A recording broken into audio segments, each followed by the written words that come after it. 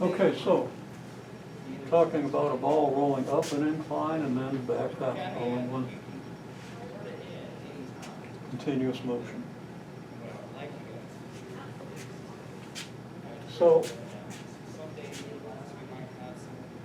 if we depict the incline like this, the ball like so, ball goes up the incline, then turns around, comes here and comes back down.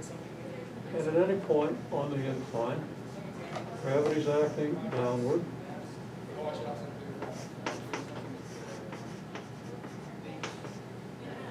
Normal force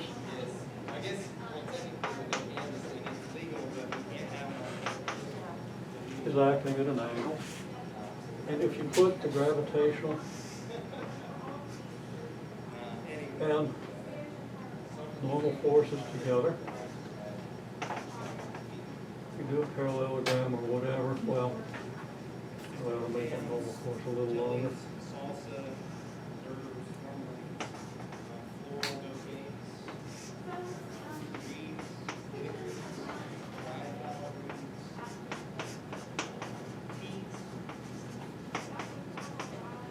There's a resultant, which is what causes an acceleration in a downward direction.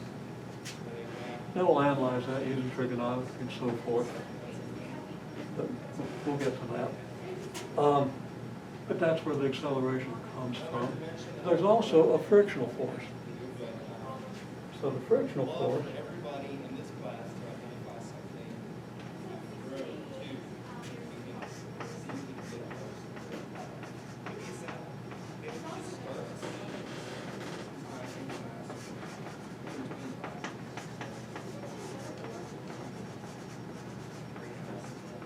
moving upward, the frictional force is downward.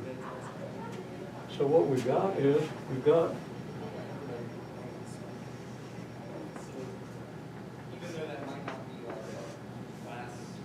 a good place to label that.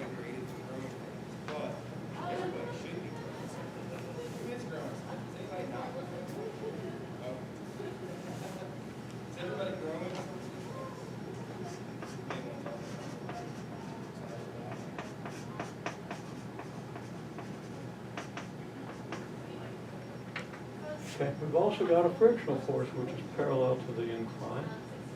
Pretty small.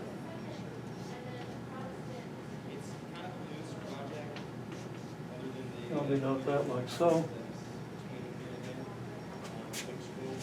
So that what we have is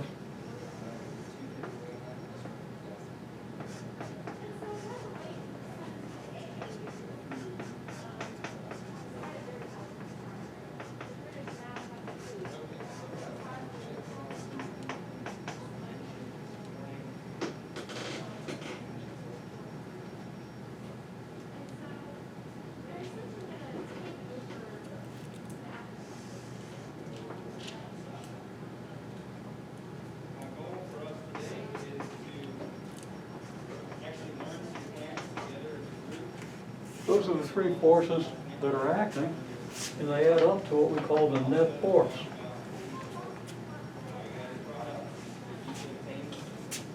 Now,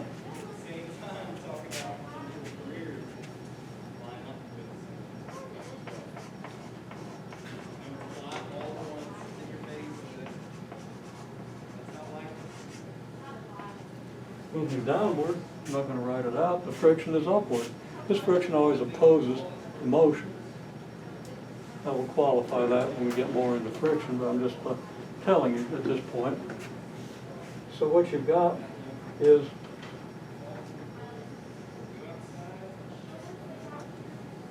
F grav and F norm here, and the frictional force here.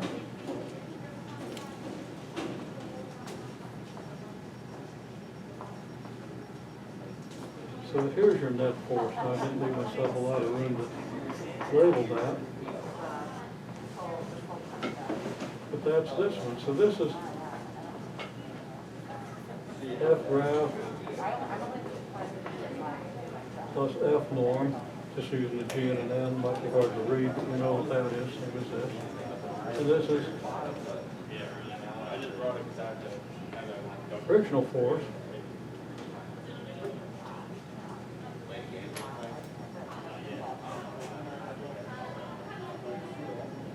So this is going to speed the thing up. Because of course, if it's going down the incline, now your net force is in your direction of motion, right?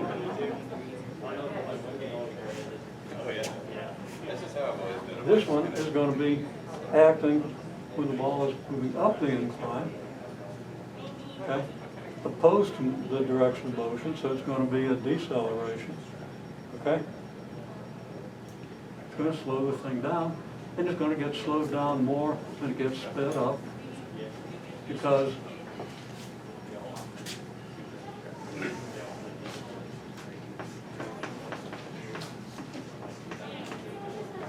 F net up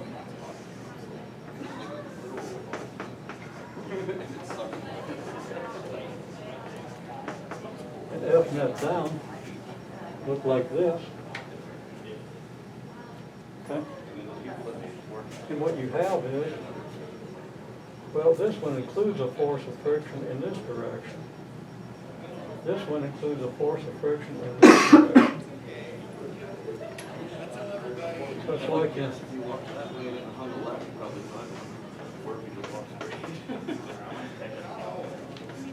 gravitational and normal forces add up to this. This is frictional force greater than this, and the magnitude of this is less than this by the friction force. Does that make sense? Well, it's worth a lot of thinking about. It's kind of an interesting situation. Okay, so anyhow, to calculate based on your very crude measurements, just making dots on a piece of paper without any kind of a timer keeping you on track, you got pretty consistent results.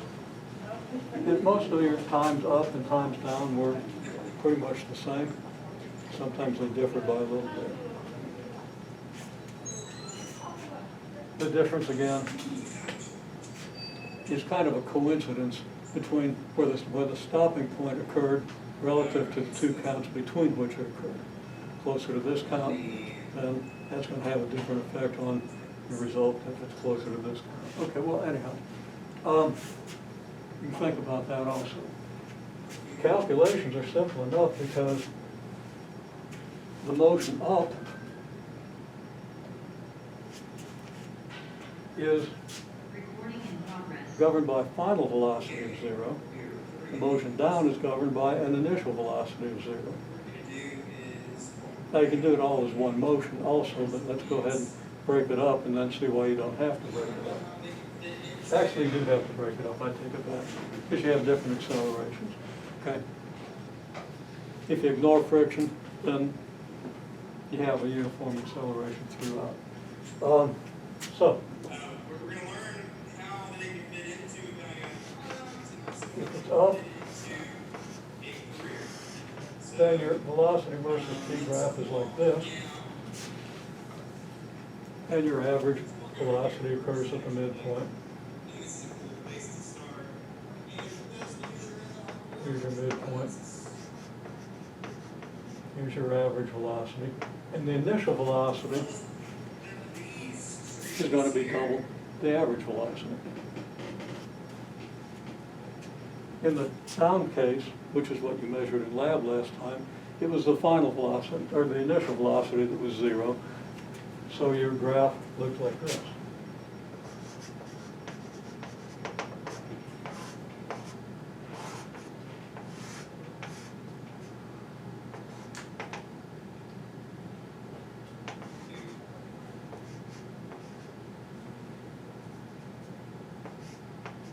And this was your VF.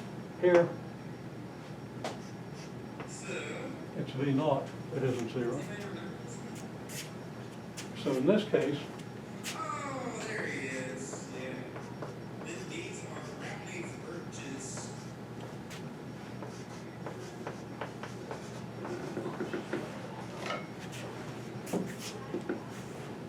one case V naught is 2 times V average, another case VF is 2 times V average. Well,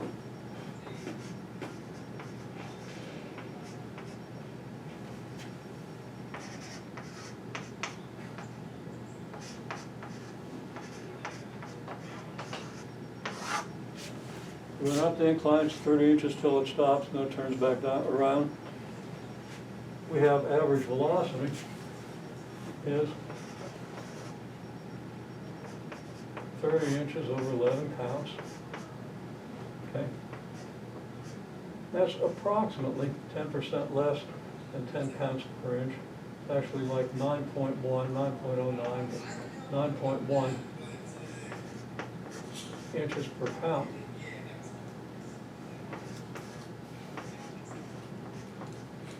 So V naught is 18.1 inches per pound.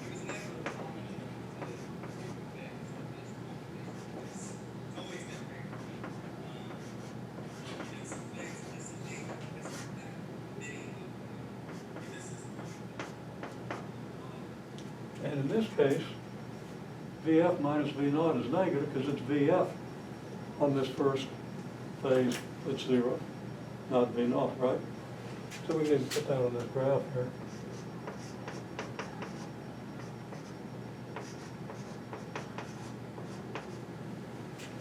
Now we're using an abbreviated calculation, but we can do that. How did you get 9.1? 11 into 30, it's not 9.1, it's 3 times 9.1, 2.73. I divided 11 into 100, basically.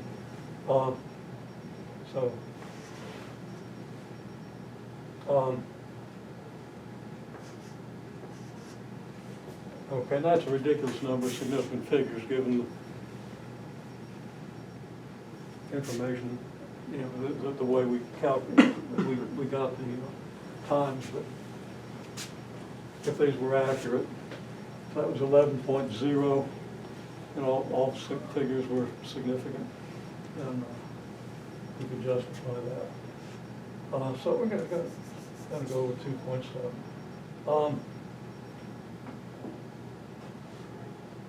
So that's 0 minus 2.7 inches per count divided by 11 pounds, which is approximately, maybe 2.4 or something, negative.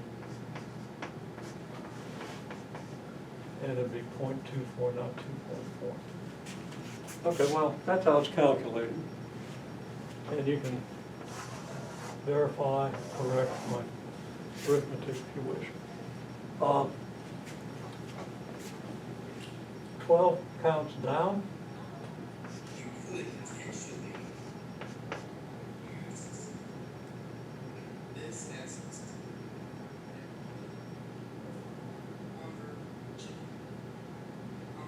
When I drew my picture for down, I drew it without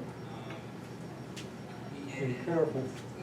Let me redraw this picture the way it should be, just to make sense of the signs.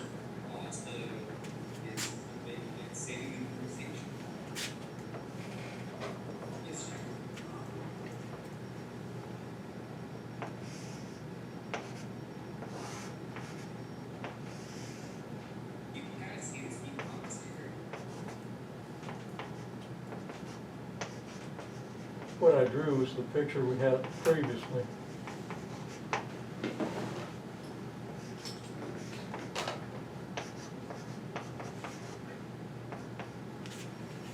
But if the velocities were positive going up, they're negative going down, aren't they?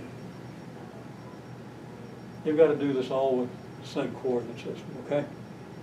So implicitly, your coordinate system is an x-axis up the incline. In that case, any motion down the incline is negative. So in any case, calculations are straightforward. VAB is 30 inches over 12 pounds, which is 2.5 inches per pound. But it's negative. If your displacement then is negative 30 centimeters, right? And I should write that whole calculation, I'm sorry. So VAB is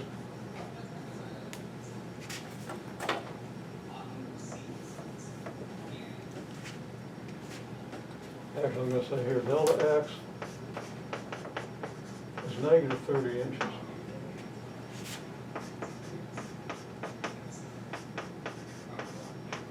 Whereas over here, delta x was positive 30 inches. Okay?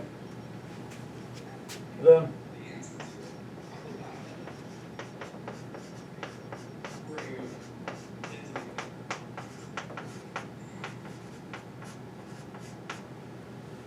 your V out is negative 2.5 inches per count. Then V out is again 2V out, but it's negative 5 inches per count. And what am I doing? Okay, here I got, okay, I didn't correct this one. This should be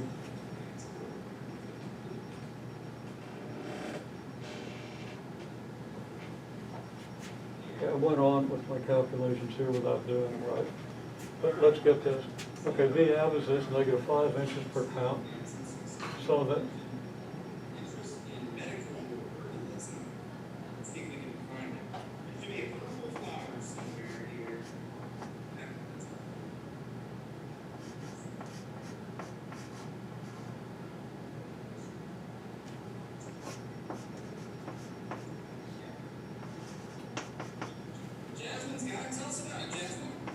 okay, I'm going to go to delta V over delta T, and I forgot to write my denominator here. Okay, delta V over delta T is this. VF is negative 5 inches per count. Yeah, that's the same with any, V naught is 0. I don't know. And over 12 pounds,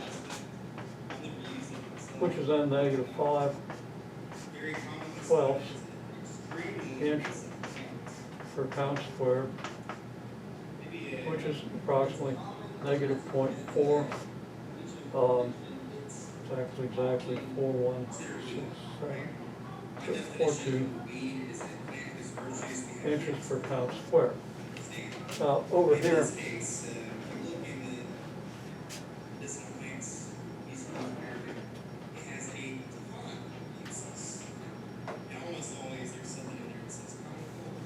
I was doing some calculation here. Gonna erase all this. Fix it.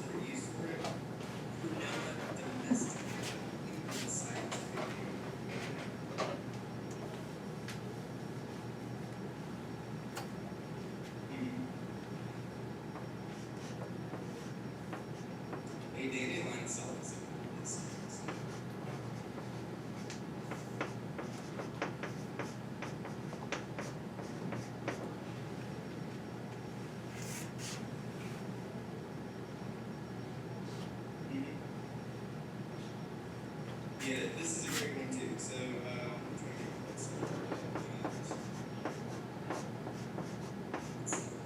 it is a net family, so try to talk about how to identify some things as well. And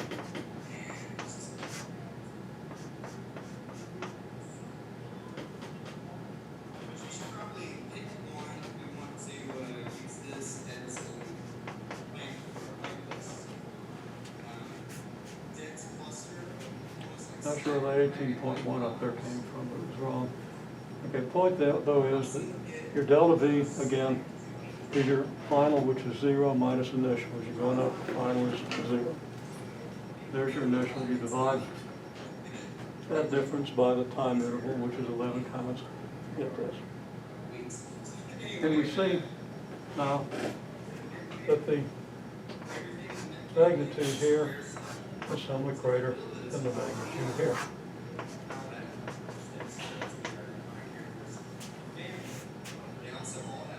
Again, due to what we see here, this vector is longer than this vector. Okay? Now,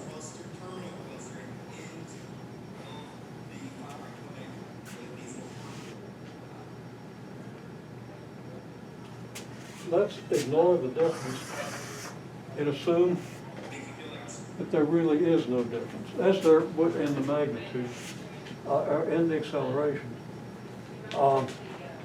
as there would have been if we'd have had 11 and 11. We'd have gotten identical results, right? So let's assume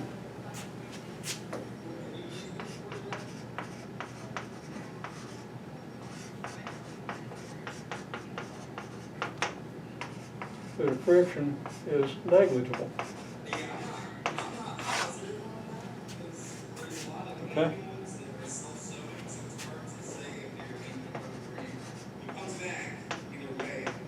And your acceleration, your average acceleration is, let's take the mean between these two, let's just say negative 0.45 inches per pound squared. I'm going to pose a question, see if you can solve it, okay?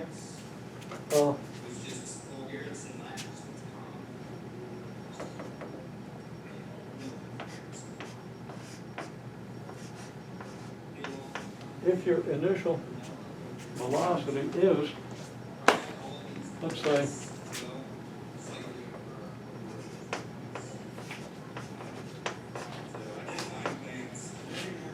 5.2 inches per pound,